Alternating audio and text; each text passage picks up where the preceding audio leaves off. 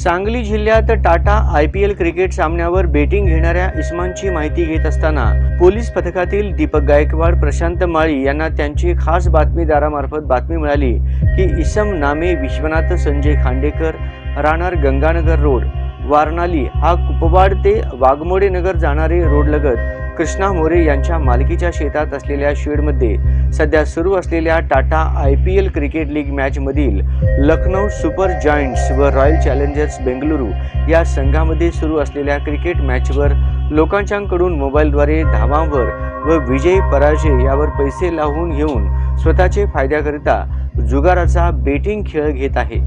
अशी खात्रीशीर बातमी मिळाली। बातमीची हकीकत सहाय्यक पोलीस निरीक्षक शिंदे यांनी वरिष्ठांना कळवून बातमीच्या ठिकाणी कृष्णा मोरे यांच्या शेतात शेडमध्ये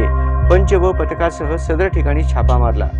तेथे काही लोक लॅपटॉप व मोबाईलच्या साहाय्याने क्रिकेट मॅचवर बेटिंग जुगार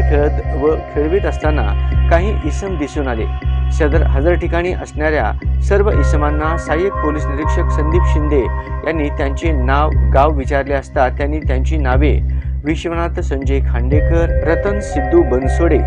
गणेश मल्लप्पा कोळी,